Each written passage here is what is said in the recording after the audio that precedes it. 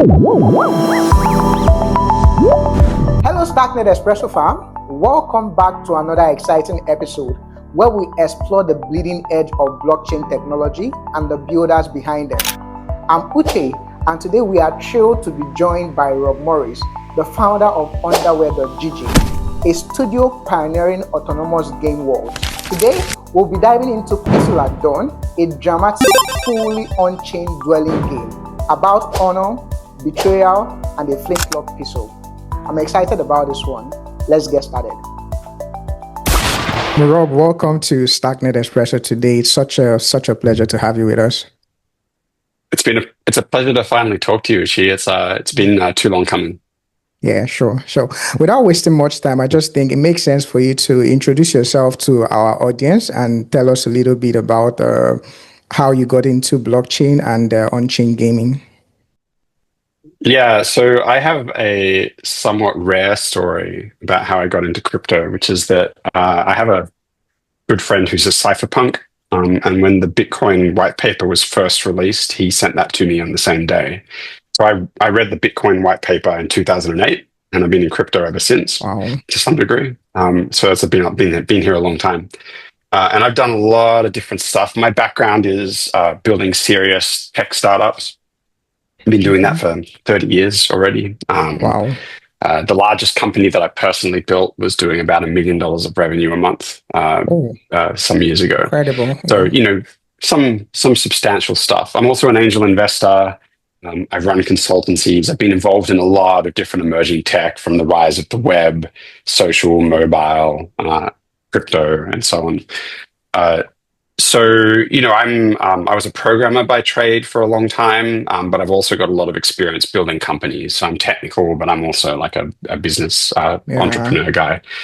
The kind of stuff my consultancy used to get hired to do is like when a corporate or a government or a scale up or a tech startup had problems they didn't know how to solve or new technology they needed to build, they'd bring me in and I'd put together a team that would be able to do that. So needless to say, I'm very good with bleeding edge technology. But I've been doing that for a really long time, right? And I think at some point you get to a moment in your life where you would like to do things that you find more personally interesting. And that led me to on-chain games. I wanted to have a bit more fun than helping corporations to fail a little bit more slowly. And so here we are. I met Roger Mattaleoni, my co-founder, through one of his projects on Ethereum called Endless Crawler. And I really liked that. So I threw some Ethereum into that for him. And then we started talking and we formed Underware together originally to build Loot Underworld. But then when we were in Istanbul in 2023, made a joke with Calc about how you should be able to call people out in Discord and, challenge them to a duel. Someone talks shit or you have some beef, you're like, I challenge you to a duel, and so that joke turned into a game. We're like, you know what, let's make the game. And so here we are. So that's a very small amount about my story. I mean, I could talk about that for a really long time. I don't want to bore everyone. There are some highlights. Like I was one of the early investors in Thorchain, for example. So I've been involved with Thorchain since the early days. And I do get up to a bunch of shenanigans in crypto, like running validator nodes and so on and so on. But we won't go into all of that. Today we're talking about my on-chain gaming career. Exactly. I think you've quite an interesting journey that you've had so far. I think it's impressive where you've been everywhere at the same time. I think it's a great feat. So let's look at Underware. Underware is one of the I started recently looking into it on X, and I found it very fascinating with the couple of projects that you people have. Tell us a little bit about Underware and what it's all about. The vision. Yeah. So Underware is an on-chain game company. So we're a game studio specifically focused on on-chain games on Starknet. We don't build on-chain games anywhere else. And we've been around for a couple of years. I've been in the fully on-chain game scene for longer than that. Hanging out with all of for example, the people that were making Dark Forest back in the day and a bunch of other on-chain games. So I've been interested in it a lot longer, but a few years ago, I was introduced to Lord of a Few from the Realms ecosystem. He lives in Sydney as well. And I had him over to my little whiskey dungeon. We call it the dungeon. And we had a good chat about Starknet gaming and what he was up to in Realms. And I found myself in a great amount of alignment with his values and his goals. I really like Loaf. And so I was looking for something interesting to do with my time at that point. And so I decided I was going to look at Starknet gaming ecosystem closer. And I jumped 2 feet into the Realms ecosystem, and Roger and I decided we were going to start making games for that ecosystem. But the thesis behind that, I think, is, because obviously a guy like me doesn't just do something only for fun as well, right? I want to do things that are interesting. So leading up to building on-chain games, I was working on the meta crisis. And the meta crisis is this idea of like, what are the systematic properties that are causing civilization to essentially fail, right? Like to cause people to be unable to get things done. Why do we have all of these messes and arms races and zero-sum games when we should be working together? And so I was working on that, and I started to realize that the on-chain games is actually a very similar problem space to the meta crisis, except that now you have control over the constraints, the incentives, and the narrative structures in the games that you produce. And so it was a very interesting way to experiment with coordination structures. But if we get the right for games, we might be able to get that right for humankind as a whole. I think that's true of AI as well. So I was very interested in on-chain games for that reason, but also just because I wanted to have fun. Like, let's be real. I wanted to do something more fun. I was like, you know what? Let's go. So my thesis about on-chain games, specifically on Starknet, is that Starknet is a disruptive technology. So we have like a thing, an area of innovation, like innovation theory. It talks about disruptive technology specifically. That is a technology that at first is not very good. Like think when SSD drives were first released, right? They weren't as good as platter-based hard drives. And then what happens is they nobody wants to buy them. They're worse in every way. But then what happens is they get better and better and better. And at some point they get better in all of the ways that people want to buy them. And that makes them disruptive. The other side of the innovator's dilemma is that like the big companies that benefit from the existing technology don't usually invest into those because they look at them and they go, well, we could spend $1 on SSD drives and make $1.10, or we could spend $1 on platter drives and make $4. So why would we invest into that? It's not as good. So when it passes, it catches them by unawares. So my thesis is that in that same sense, Starknet is a disruptive technology for games generally, not on-chain games, games generally. And we're rapidly approaching a point where we're not there yet, but we're rapidly approaching a point where we're going to be able to make games that are at least as good or better than traditional games are, on the terms that people want them. So we're talking about a game you can't even tell the difference, but it's actually better in some ways as well. For example, we run Pistols at Dawn now for a couple of months on mainnet. I think our hosting fees are about $1,000 for 2 months for everything that we've ever done. That's actually like probably would cost us more to run that on AWS at this point, right? So even now, that's actually getting compelling, and that's with us paying for all of the gas fees on Starknet for our users, right? So it's very cheap to run already, and so we can provide a Web 2 like experience. So I think that's disruptive, and I think that as things like Stow come out and we start to see Starknet getting faster and better, and I really back the team in Starknet, like. Eli and Odin, Starkware guys, the foundation. There's a lot of really good, smart people. Then there's these great ecosystems of builders like Loot Realms, Daydreams, and all of that crowd who are very close to my heart. A lot of those are dear friends of mine. The other aligned game studios, people like Provable Games, Grug's Lair, Z Corp, right? Like. There's more. I have many friends. Mugen's going to be like, why didn't you mention Rune Labs? Oh, Rune Labs, that's also awesome. Just for the record, Mugen. And so like these are really interesting companies, each with their own focus and really interesting people. So I love frontier people. And so really like when I got involved in the Realms ecosystem, I saw a lot of really smart, interesting people working in this space. Plus this disruptive technology that wasn't mature yet, but was going in the right direction. And I thought, you know what? If we extrapolate out a couple of years, that's going to be a very, very interesting space. I want to be a part of it. So let's get good at it now while it doesn't matter. And so that was how Underwear was born. We wanted to be in position for this disruptive technology wave. We've been believers for a couple of years at least now, and here we are. Oh, So great. Pistols is just the beginning. Yeah, sure. Great, great. I mean, there's a lot happening, especially in the gaming system on Starknet, and you've mentioned quite a few, like Rem. I know Grotle. He's been on the show a couple of times, so there's a lot of development coming on gaming aspect of Starknet. But before we get into the underlying infrastructure, I think I want to zoom in on Pistol a little bit because I find it quite impressive, and the team itself. It has this wild west kind of team, like shoot you up, right? So tell us how Yeah. did it? I know you've mentioned it came up from Discord on Dueling, but tell us more about Pistol. Maybe we can also run a game simulation on Yeah. how it works yet. Yeah. We should. I mean, we should play a game. This should be pretty easy to get you going. True, So the true. idea of Pistols is that you have, like let's take like the classic pistol duel. So you're talking about, two guys like have beef. They turn up to the field at dawn with their pistols in a second, and they like stand back to back, and they start taking steps away, and then they turn and they shoot each other, or something like that. So we wanted to make that as a game, but then there's interesting properties to that, right? So we thought, what if you could make a game that's actually a decision-making game? So it can make a decision. So in Pistols, there's always at least one or two losers. There's never two winners.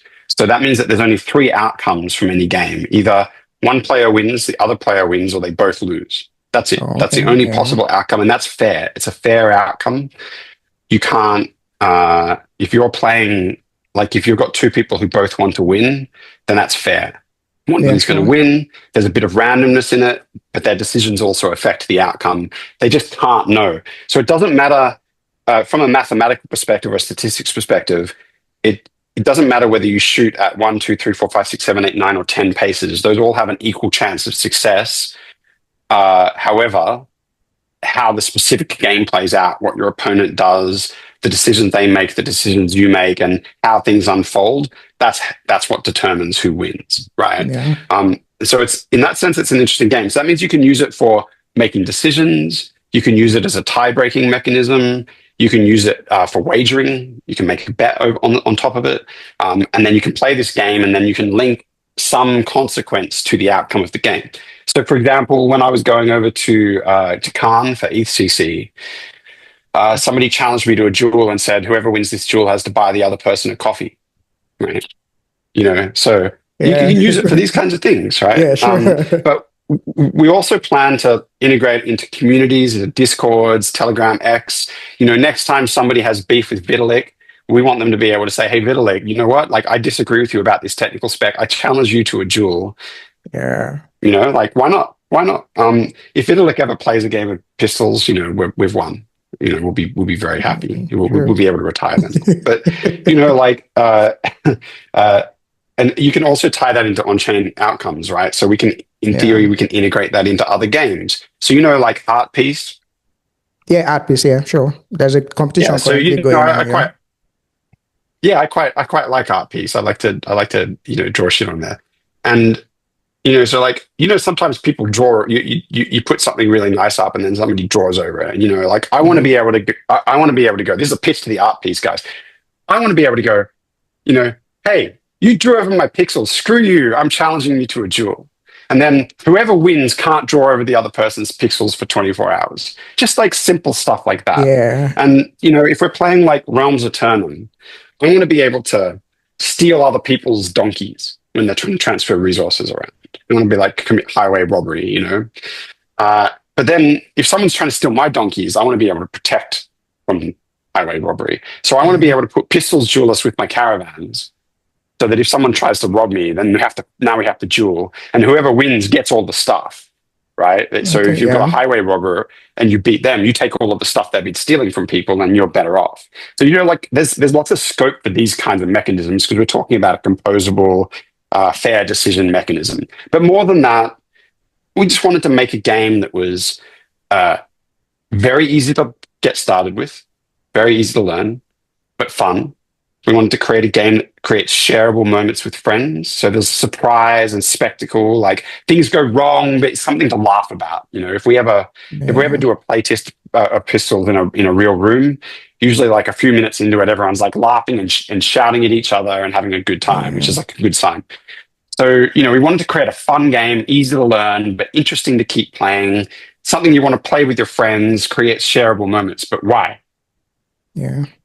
Because we want to create a game that is good at attracting new users to Starknet and the gaming ecosystem, right? Because you should be able to challenge a friend who's never played a Starknet game before, who doesn't know anything about crypto, and they can accept that. And now we've created a wallet in the background using cartridge controller. They log Yeah. in, they don't understand anything, and now they're playing an on-chain game with real tokens as incentives behind the scenes. They don't even need to know about that though. It just all just feels like a game. That's basically what we're trying to do with pistols. But we've tried to really breathe life into it by hand drawing a lot of really beautiful art. In this age of AI, most of our art is hand drawn. And you can tell it comes through. And to create this game that has a sort of an attitude, a bit of atmosphere, it's like, sure, you might just be doing these jewels, but we built this kind of feeling around it. And another game that I think's done a really good job of that, for example, is Blob Arena. There's a Yeah. feeling to the game, like the music, the art, the way that they brought it Yeah. together. You can kind of get a sense of the attitude. So yeah, that's about, that's the high level of what we're trying to do. Yeah, I mean, I like the way you've talked about Pistol at Dawn. There's a lot of, from what you've explained, I can see a lot of integration. It's almost feeling like a multiverse of interconnected games. Like when you talk about REMs and being able to say, okay, let's dwell on Pistol at Dawn. Like I see a lot of interconnectivity with other gaming platforms going on, Yeah. which kind of like brings everybody together. Are you looking at things like that? Are you looking at collaborating with other, say, for Yeah. example, like REMs also? Are there things like that that you're thinking Yeah. about currently? Yeah, so we're very close. I mean, I was the most highly delegated governor when in the early stages of Realms DAO, and I've contributed to that DAO quite a lot. I'm very close with that group of people, so we'll definitely do something with them. Likewise with all of the other aligned studios. So we're talking like Grug's Lair, Provable Games, Z Corp, Eternum, etc., etc. So these kinds of studios we're going to definitely collaborate with and look for opportunities to integrate our games with. At the moment, we're not doing any of that because we're just getting the core game experience right. We're polishing off rough edges, fixing issues.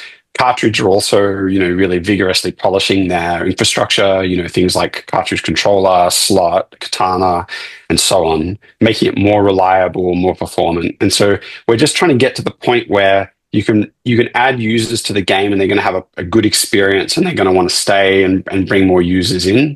And then once we've got that right, then our core priority will be partnering with other games and integrating pistols as a mechanism or as a cross-channel promotion. Before we get to that, we're going to also be doing a bunch of partnership with communities. So the next partnership we're doing this is Alpha. Is with the Golden Company. So we're going to be doing a Oh, okay. special activation with them soon. And then after that, and nobody knows this, this is being announced for the So first time exclusive on on Starknet Espresso. Coffee Espresso, exclusive on Starknet Espresso. And my marketing team are going to be like, excuse me, Rob.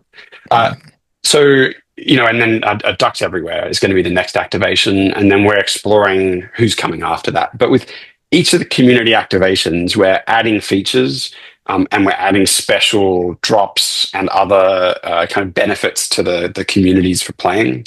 Yeah. And so we're just kind of expanding the game iteratively as we go. So we put a new release out like every few days at the moment with more features and fixes. We're going to keep doing that probably for another couple of months. But once we've got that nailed down, then our focus is going to be on integrating with games, and there's going to be a lot of integrations and pistols as a mechanism, and collaborating with the broader ecosystem, not just games, but like platforms as well. Oh, okay. DeFi. Great. I think I've gone through the document quite a bit for Pistol at Dawn, and I see there's a lot Yeah. of, it's a game of strategy, skills, and of course, the person you're choosing also. I know there's tricksters. I think there are a couple of three sections Yeah, of yeah. people that you can. Yeah. So The archetypes. what? Yeah, archetype. What determines the best success rate? Or maybe I think it makes more sense to play the game at this point and walk us through what it is that. Yeah, sure. I can share my screen and we can Yeah, let step me through a let you. game. Let me share. Let me. Pistols at Dawn. This is the opening screen. So I'm already logged in. So what I'm going to do is I'm just going to log out so I can show that to you. One second. Okay, so when we turn up to the game, this is obviously the home screen. So we've got the doorman who's he's a bit unimpressed with everything. And so we use cartridge controller to log in. I don't know if you can see the cartridge controller window or not. Yeah, I can. Yeah. Yeah, great. And so obviously that uses Touch ID if you're using a passkey or whatever authentication method you have. But you can also authenticate with cartridge controller using like social or an Ethereum wallet. So it really makes it very easy for people to sign in however they want. Yeah, I think Now, the two stuff you can use now is your passkey, and then you can use Discord to log into. exactly. So here is the game. Now, we've actually just done a drop. This is more alpha. So you can actually claim that drop from the bartender.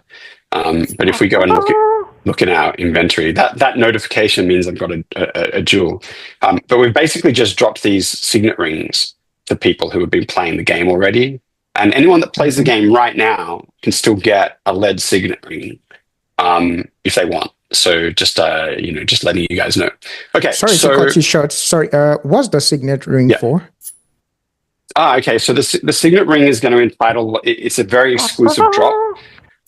So it's going to entitle the holder for like, so we're only issuing a limited amount of those. Once season 10 of Pistols is arrives, that's it. There's no more signet rings. So that's as many as are going to be issued. So people who played in the first season or play tested it get the gold signet rings. People who played in seasons 2 to 4 get the silver, and then currently we're issuing the lead signet rings to anyone that plays. Initially, they give you a bonus in Fools, which is a reward currency that we issue. You can see up in the top right corner, I've got these little top hats. So that's my Fools balance. So whenever you play the game, refer friends, do anything like that, you're going to earn Fools. And later, you're going to be able to use Fools to do things like get access to special competitions, special jewel lists you can't get otherwise, and a bunch of other perks, vanity items, that kind of thing. So we'll be introducing more utility for that. But for now, you can't do anything with it. Okay. Signet rings will also give you other benefits, basically. So it'll be a good thing to have.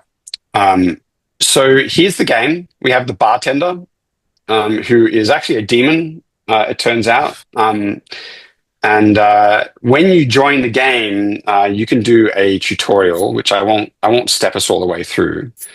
But the tutorial has like a story where you kind of like walk into the Full and Flintlock Tavern and you like accidentally pick a fight with a drunkard and you have some jewel, and then eventually the bartender sits you down and basically says, "Look, your soul now belongs to me. Now you have to jewel for me in the Full and Flintlock Tavern." So that's sort of how we set the scene. Yeah.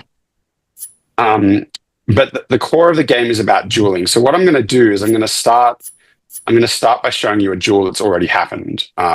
So let's pick one, right? So here's a jewel between me and Vlade, who is our 3-time winner. So he's like won the most seasons of anyone. I'm going to show you this jewel because I beat him, so obviously it's like a...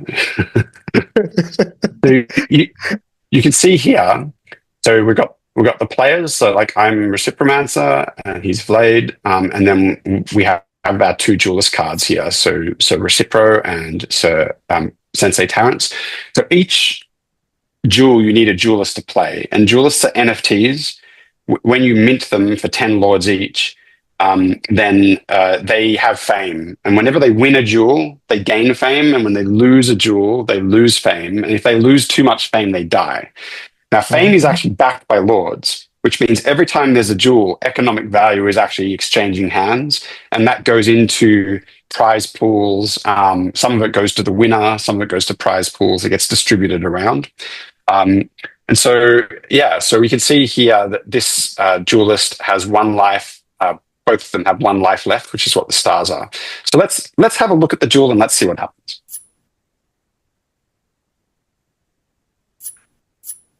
Okay, so I'm just changing the speed there because I have it set fast. Okay, so what's happening, right, is as the duel plays out, we take steps. This is actually a really short duel. So you'll see I fire, he dodged, he keeps walking. So this card here, that means every shot misses. So he missed. And then we go to the blades round and I won. Now I'm going to go through this again and explain it step by step. So I won that duel, but actually we both missed each other when we shot. And it went to the tiebreaker, which is the blades, and I won that. So let's do that again. This time I'm going to pause it and we're going to watch it step by step. Okay, so at the start of the game, and I'm going to go through how we do this, but at the start of the game, we make some choices. So my choice was I chose to fire at 2 steps, which is a villainous thing to do. That's an arsehole move. You know, like you're meant to shoot at 10 steps. That's the only honorable way to duel. And I dodged at 1. So I was even less trusting. I was like, oh, he's probably just going to shoot me in the back straight away. And then I chose Behead as my tactics card, which means that it increases my damage by 1. That's this little bar. See this little pistol down the bottom with the 2 red blocks in it? That's my damage. Yeah, sure. Yeah. You need 3 damage to kill somebody. So if you don't have enough damage and you shoot, it's game over.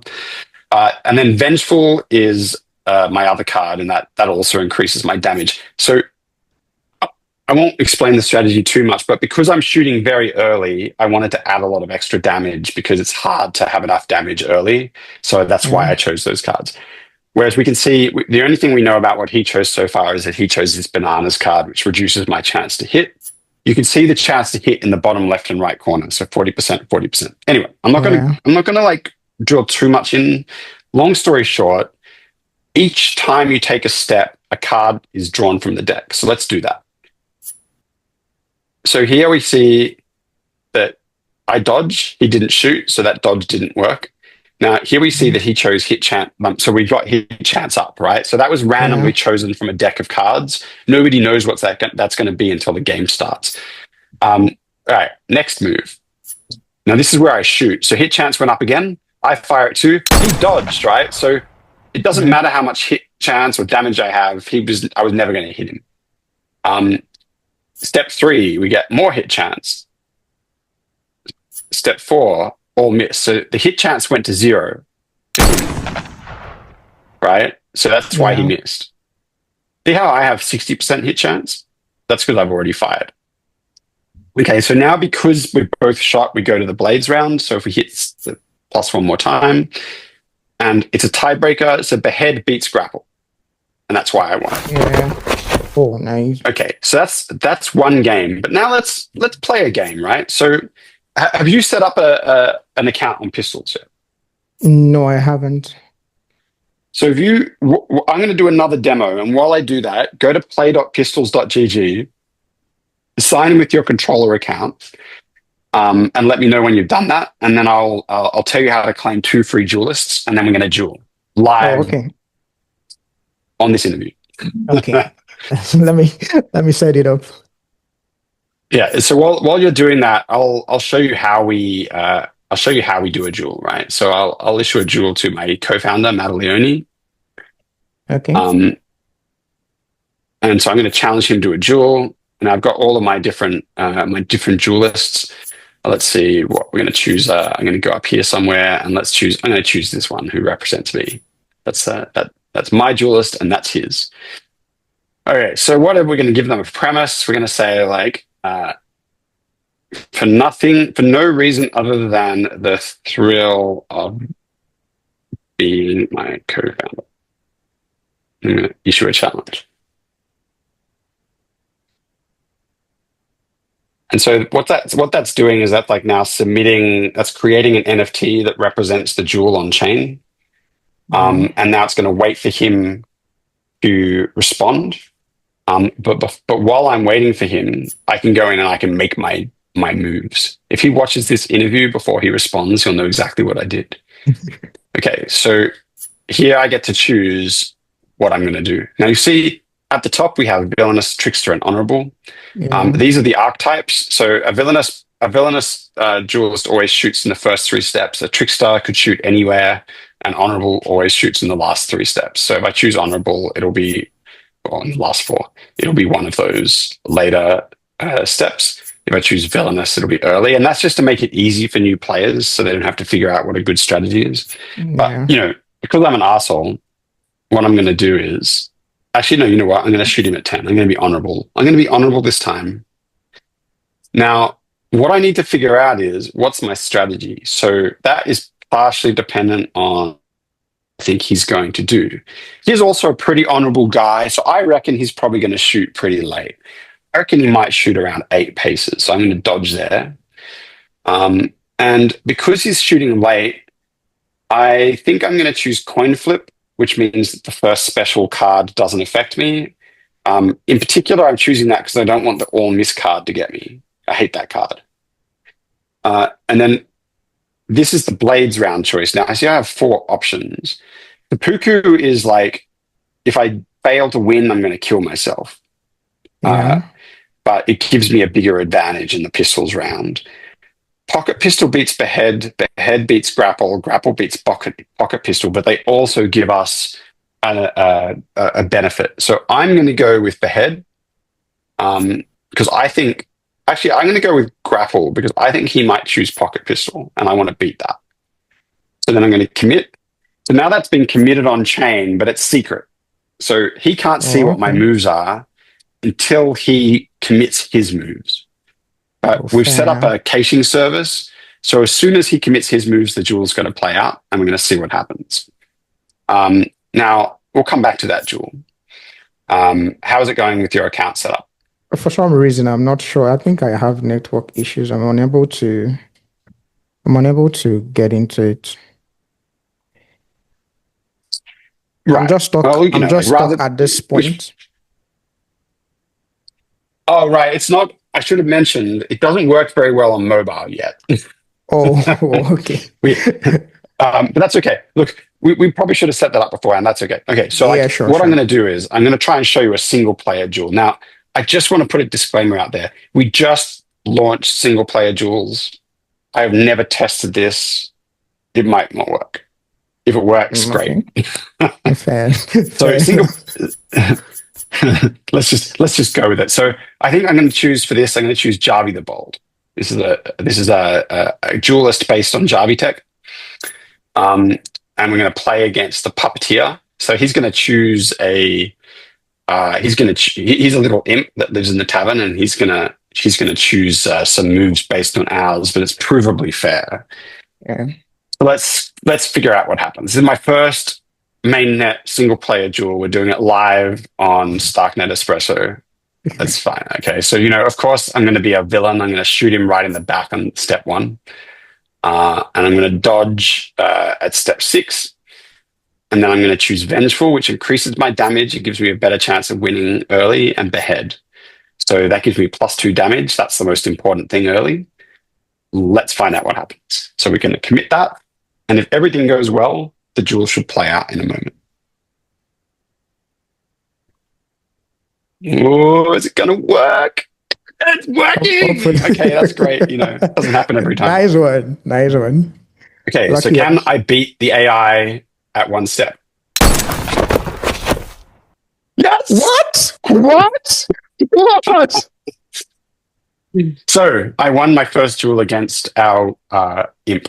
And you can see over here we have that was cool. A Tin Man. Yeah, that was fun, right? So we can actually understand a little bit more about what happened if we click on the card, right? So I had more than enough damage, and I had a 50% hit chance. So there was a good chance I was going to miss, but luckily I hit. Yeah. Now we can actually find out more about what happened. We click this little icon. So we can actually see down here, I rolled a 31 to hit, and I needed to get under a 50. So even if I had a 40% chance to hit, I was doing good. Great. And so I won that one. And that's how it goes. That's Pistols at 10 bucks. Should we watch it again? Let's watch me kill him again. Always good to watch the victory. Here we go. Right in the back. So we call this a back shot. Our community have quite taken to that term. I'm not sure if you're aware, but it's a back shot might refer to a sex act. Yeah, but, I'm like sure. I get the idea. Our community are very enthusiastic about back shots. Now, if you happen to have shot already, you turn to face your opponent. That's not a back shot anymore. Now, this is more alpha, but we're probably going to introduce a special NFT collection at some point where if you get back shot, you get an NFT for it. But we haven't done that yet. Great. So this gives you an idea of the game. It sure does. And we have a leaderboard. There's prizes, so you can see, like, if we go back to the first season, Calc won the first season. He won 2,700 lords, and there was a total prize pool of 10,800. And you can see that got up to a high of 12,600 here in season 3, where we had 761 people playing. It's been a little bit more quiet in the tavern since then. You might remember the GG Quest promo. There were a lot of people playing for that reason. So we're just in the process of putting out some more features that make it easier for people. I think I know the person that took. I think I know the second position won. I probably know. Oh yeah, one's great, and Rimji as well. And Vlade, this guy here, he wins most of our seasons. He's won season 2, season 3, season 4. Oh, in fact, wow. in season 2, I think it was season 3, he had a ridiculous score. Look at this. Blade first place, Blade second place. Wow. Blade fourth place. Wow. Blade sixth place. He's really good at it. I think one thing I'll we've interviewed him about it as well. He overthinks it a lot. Great. One thing I'll do is I have this weekly episode where we draw on Blob Arena with one of my co-hosts, my friend. I think we're going to have to include Pistol add-on to that category. Yeah, sure. Every week we just come out and we draw, and I've been beating him for the longest time, so it will make a lot more sense to add this to the. Well, I'll tell you what. If you guys want to play Pistols with your community, we'll give you some free packs of duelists, so you can play. Now, I'll just quickly show you that part because it's important for people to understand. So essentially, we have a bunch of different duelists we can use to play. This is my collection. I have quite a lot of them. They're all based on real people or almost all of them are based on real people in the Starknet ecosystem. So, this one is Loot Survivor. This one is Odin. This is Secretive from the Realms community. Right. So here we have Terrence from a cartridge. Squiddy. This is actually like I'm Your Suspect is actually another Realms guy. And so on and so on. Right. And so, like, I bet you can figure out who most of these people are. Sure. If you pay attention. Here we have Eli himself, the Master of Secrets. Now, in the Genesis collection, we have 69 duelists, and he is the 69th. So he's a good one to collect. Yeah, sure. Just for the memes. So we have a Genesis collection. We're launching a new collection called Legends shortly, and we're also launching a collection for Ducks Everywhere. So there'll be more collections of duelists, and there's going to be duelist rarities. So collect them while you can. They won't always be there. So what happens is we can go and buy packs of cards. I have a bunch of them, and they cost 50 lords each. I'm going to buy a pack of cards, press submit. So that's very cheap, right? It's really sure. That's what I was saying. Very, very cheap. And so now we get this new pack of cards, and we can open it. So let's find out what we got. So we get 5 new duelists. Let's see if I get any. I think one thing I like about it is also because you can use lots to make purchases. I think it makes a lot more sense. Yeah. Oh, look, I got two of the Sensei. So a little bit of lore, but the Sensei is actually old Terrence from a future reality. Yeah. Okay, so here, so do you know Chilax from Z Corp. That's him there, the Frenchman. Oh, And then we have Lord Cumberlord over here. He's silly I sausage, know Camelot. obviously. Yeah. So we have some new duelists, and we can use those. So you can play one duel at a time per duelist you have. Now, every time somebody creates a new account, we give them 2 free duelists. So we Oh, pay for their duelists for them, and they can use those to win prizes or play duels or do whatever they want with them. So yeah, that's what you need to know about pistols. wow, this is really interesting. I didn't think it was going to be this fun, but wow. I'm looking forward to using this during the week. Today is Thursday, yeah? Okay, probably next week we'll have to draw with you probably have seen my show with Kenny, my favorite co-host. We always draw Yeah, every week. So this will be part of it for the next week. amazing. Well, So yeah. if you guys set up accounts and you send me your cartridge controller username, I'll airdrop you guys some free packs of duelists so you can play as many duels as you want. How's that sound? Oh, oh, great, great. I always Thanks for say having me on. thanks to no, but yeah. So one thing I was going to also point before we get to Mhm. you're building on Starknet. Starknet is Yeah. relatively new. So what would you say have what would you say Starknet has done to make bringing out this game easy and onboarding users? How have you seen the integration so far? Yeah. I mean, I personally, I mean, obviously, I've been around in crypto for what is it now? Like getting close to 20 years. And Yeah. so I've looked at a lot. I've been involved in a lot of ecosystems, it's like with Bitcoin, Ethereum, a bunch of the others, and so I've done work with a lot of chains. I don't think there's any chain out there that's even close to Starknet in terms of being suitable for on-chain games. That's part of why I'm here. So for starters, it's a ZK rollup, not an optimistic rollup, which means that it's much more scalable to do compute because you can do compute locally and you can compress proofs. So uh, I think that Starknet's going to continue to get faster and cheaper at a more rapid Yeah, pace than any sure. other blockchain technologies. In addition to that, it has some very good communities like the Realms World ecosystem, which was the community that first caught my eye. Thirdly, it has the Dojo framework. Now, when we first started building on-chain games, we were using Mud, and Mud was made by the guys that were doing Dark Forest and a bunch of the other early games. And it's really cool. It's an EVM framework. And so we made some stuff with that, but it's very expensive and it's slow to build games on top of an EVM, even an optimized one.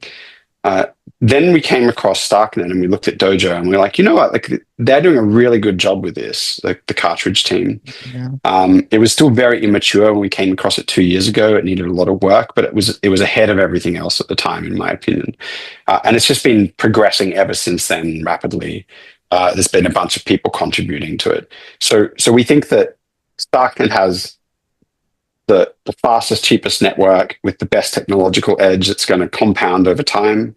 It's the best ZK rollup by far, in my opinion, which matters because I don't think there's any competition between an optimistic rollup and a ZK Yeah. rollup. I think on-chain Yeah, games are sure. going to need to be ZK. Um, a bunch of reasons for that, but I won't go into it now. Some of the best communities, some of the most interesting builders. Dojo as a framework. I mean, like companies like Cartridge building really good infrastructure that like helps to build more mature solutions. So you don't have to do everything on Starknet, right? Like, Yeah, whereas yeah. you build a game on some chains, you got to really like just roll your sleeves up and build so much of the stack yourself. So that was a really compelling advantage. So I'm actually an investor in Cartridge Okay. Oh wow. because I Yeah. really believe in what they're doing. I was so impressed by Dojo and the work Cartridge were doing that I went and invested in their company in their Series A. Um, Fair enough. like, and we use their technology, but I'm also an investor, so I'm a little bit biased. But I didn't know them from a bar of soap at first, right? Like I invested in them after we started building with that technology, and I thought, you know what, these guys are going to win. So I put my money where my mouth is. Yeah, great. I mean, cartridge is one of the, I think that's one of the best things that happened to Starknet in terms of onboarding users. Because I mean, it gives you this kind Yeah. of, you don't even know you're on blockchain. It just makes you, like, for example, you just go in, put in a username, and then you're playing game. You don't even know that you're on chain. I think that's one of the, it's a Yeah. revolutionary idea that they've brought into blockchain as far as I'm concerned. Another thing I wanted to Yeah, touch on, I think yeah, like cartridge controller is on par with the with what Infinex is doing with DeFi, right? Like, so yeah, we're talking bleeding edge. The UX of that is like is untouched. Um, and yeah, like they've just done such a great job of really like rounding off some of the rough edges of building on chain games. And I honestly, I don't think that the Starknet gaming ecosystem that we have today would exist in its current form if it wasn't for Dojo and yeah, the Realms World crew. yeah, Like they're the guys that were pushing they were like Sisyphus, pushing the rock up the hill when it was sure. impossible. Like, let's go, let's go up the hill. And now we're all just like on top of the rock, rolling down the hill. It's way, Yeah. way, way easier. I can't complain.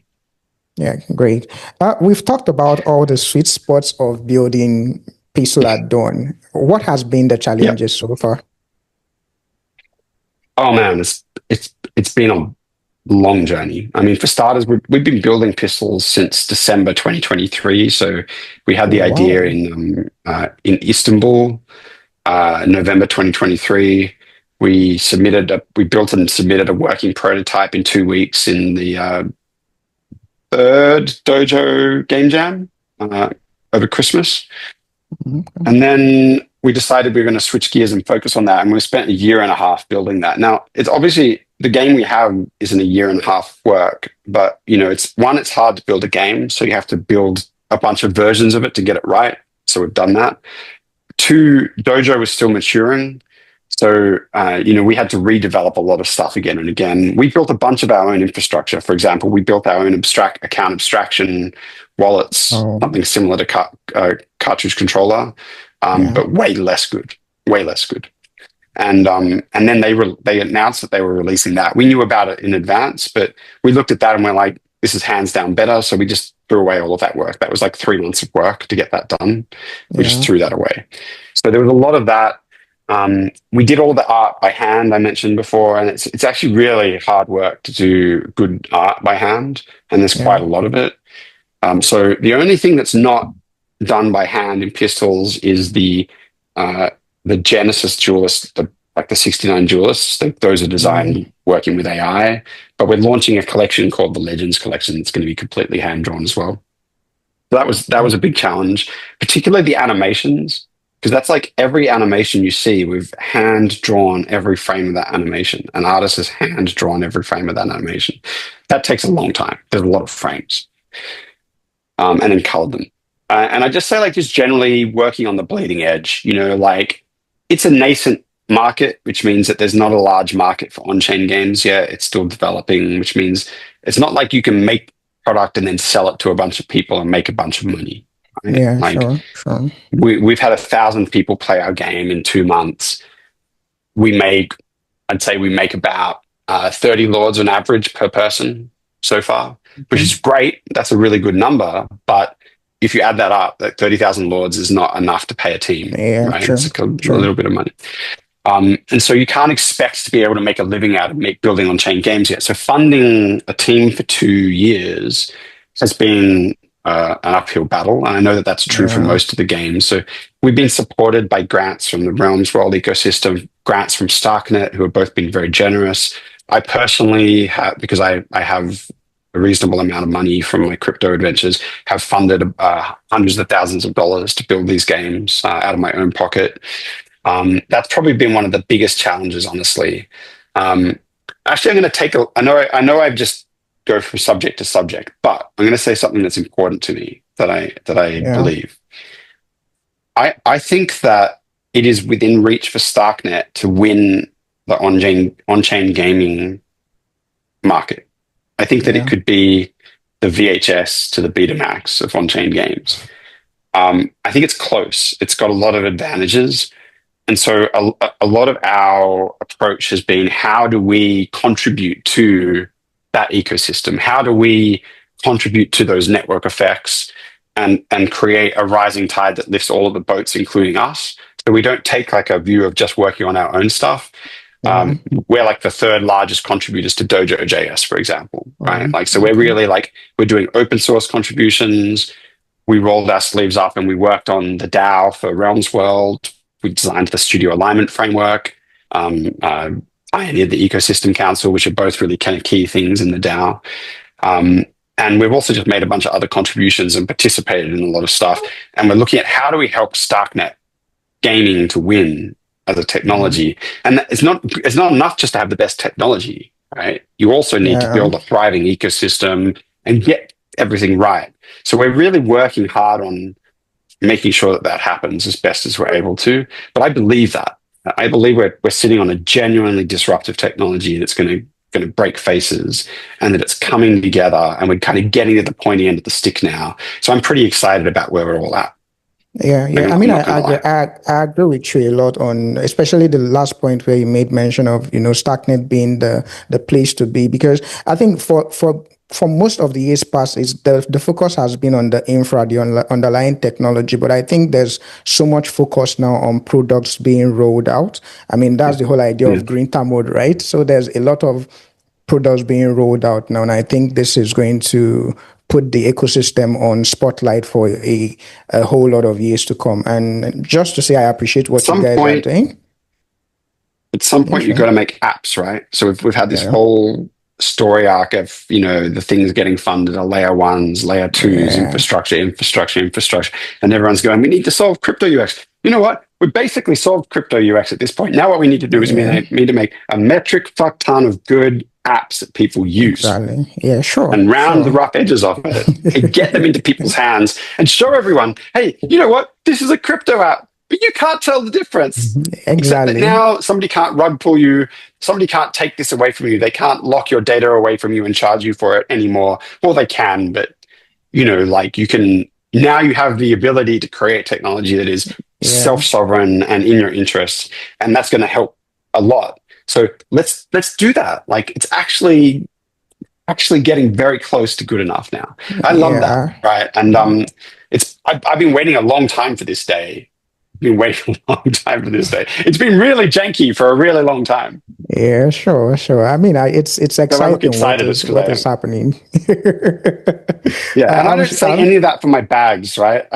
I'm satisfied with my bags. I've been around long enough to have decent bags. I'm talking about the actual technology and the things we can use it for is exciting, right? Not because I don't. If number goes sideways forever, I don't care. The technology is revolutionary. Yeah, I We mean, I need agree this for with you. humanity. If anybody is paying attention, especially to the Starknet ecosystem, I think anybody can, easily identify with what you're saying. A good example of what you're saying now is Focus Yeah, Tree. Focus Tree onboarded thousands of yeah, users in just a couple of yeah, weeks, and they don't even know they're on the blockchain. And I think that is what yeah. we're going to be seeing more of this with Pistol at Dawn, Love with to see it. Blubber. And yeah, I think a lot of it is going to happen. And I'm not as especially excited as you, but inside, I'm very excited about what is happening in the ecosystem. Once you've been waiting for about 17 years, you too will be very excited when the day finally comes. Sure. Oh, what does the future hold for Underwear and Piso at Dawn? What are we looking forward to in the next couple of months? Yep. We have a pretty full roadmap of releases. I mean, so we're currently focusing on polishing the core game and making it a lower friction experience, rounding off the rough edges. For example, making it easier for people to come in and get started, easier for them to come and find a jewel. And then we're adding a bunch of features like community-centric features, better versions of competitive play, where we're going to be implementing fools so you can get a bunch of different vanity unlocks, collectibles, different collections of Yeah, jewelers. We have so much stuff to do. We're just shipping stuff nonstop. So we're going to add we're going to make the game work a lot better on mobile. That's one of the key things that's missing at the okay. moment. Yeah, About half the people want to play it on mobile, so we're aware that that's an issue. But life is complicated enough trying to get the game right and then build it on top of blockchain yeah, that we didn't want to add mobile first to the mix. But we do have a very, very good mobile engineer with like a decade of experience. So when the time comes, we're going to make a really nice mobile client. Yeah, so that's some of the stuff we're working on. partnerships with communities like TGC and Ducks Everywhere and so on, which I already mentioned. And then once we've kind of gotten all that settled down, and we have like an engine that's really good at when you attract users, enough of them stay, and enough of those users then want to kind of continue on and play the game, invite their friends, and they're having fun, they're enjoying it, there's stuff for them to do. Once we get to that point, then we're going to be focusing on partnerships with other platforms, other games, integrating as a mechanism. So I'd say that roadmap is probably at least a year long. That's probably a year of work I just described. A lot of that's going to happen pretty soon, but some of it is going to take longer to get there because, we've got to experiment and try things and build in the arena, so to speak. Great. Rob, thank you very much for joining us today. But before we end, so I have this session. It's called the rapid fire session where I'm just going to throw questions and you give me the first answer that comes to mind. The first one is going to be tricky because you have to decide one at the end of the day. Which is your favorite game on Starknet apart from Google Piso at Dawn? Oh yeah, I think that's a great question. The first fully on-chain game that I loved on Starknet was Loot Survivor, so I'm going to go with that. I played a lot of Loot Survivor. The Provable Games team are just brilliant. They everything that they do is really thought through and really long-term. They're really kind of creating, I'd say, like engines of war rather than just toys. Whether it's Budokan, their tournament system, or the way they're approaching how they construct Loot Survivor, or the stuff that they're doing at the moment, which is around like economically making it basically making the price that you pay to play a game like based on the market value. Like they're just really, really interesting thinkers, but they make a fun game as well. Fair enough. So yeah, but I have so many on-chain games that I love playing. That's like a really hard question. Like I immediately thought of about 7 of them. I knew that's why I asked. So what would be your favorite Wild West movie of all time? The Good, the Bad, and the Ugly. I knew you were going to say that. It's just a classic. I love a good old Clint Eastwood film as well. And I had a group of friends that were really enthusiastic about the Good, the Bad, and the Ugly. So we used to have an annual Good, the Bad, the Ugly party, and all like dress up as nice. Characters from the go get drunk on tequila and so on. It was good times. Nice one. What would since we're in summer, I just felt it was appropriate to ask, what's your favorite vacation destination? I love Croatia and I love Estonia. They're both in some ways they're quite similar, but they're both. I guess you could say every Croatian and Estonian would kill me for saying this, but you could like generalize as Eastern Europe, but they're not. Like Estonia is kind of like a Baltic sort of Nordic country, and Croatia is a part of the Balkans, but like they're both just beautiful countries with gorgeous lakes and water and forests, and I like the people, and they're full of like historic towns and castles, and they're just fascinating. So I was married to an Estonian for almost 2 decades. I lived in Estonia, but Croatia. If I had to pick one, Croatia is my current first love. Oh, great. So we've come to the end of the session today, and I just want to say again, thank you so much for joining us and sharing about Pistol at Dawn. It's such a nice episode. Yeah, sure. Yeah, thanks for sharing. It's really good to have me on and to talk to you, and thanks for letting me soapbox so vigorously. No, it's fine. I did warn you at the front. I did warn you, didn't I? I enjoyed it. It was good. And by the way, I think of everybody that's come on the show, I think you're the only one that pronounced my name correctly. So good on you. I was going to ask if that was actually correct, because I just rolled with it. It is correct. Very correct. Yes. Now you don't have to challenge me to a duel over pronouncing your name incorrectly, which is a shame, honestly. No, it would have been nice, but I promise you I'll come for you soon. By the way, I beat Glock. Yeah, please do. I've been beating everybody on Blob Arena, so I hope that will be the same on Pistol at Dawn. I'm very, very good at this. Yeah, well, it is. If you're better at psyching out and predicting your opponents and knowing what they're going to do, then you're going to do well at pistols. But it's a hard game to win at all the time. So good luck. Yeah. Good luck, sir. Yeah, sure. This has been incredible. Pistol at Dawn is tactical, brutal, and poetic all at once. A proper statement of what is possible with fully on-chain games. For anyone listening, you can jump into a draw right now at play.pistols.gg. And if you want to feel the tension, just remember, 10 paces, turn and shoot, unless your opponent decides otherwise. Don't forget to like this video, subscribe to Starknet Espresso to catch up with future episodes. See you on the next one. Bye for now.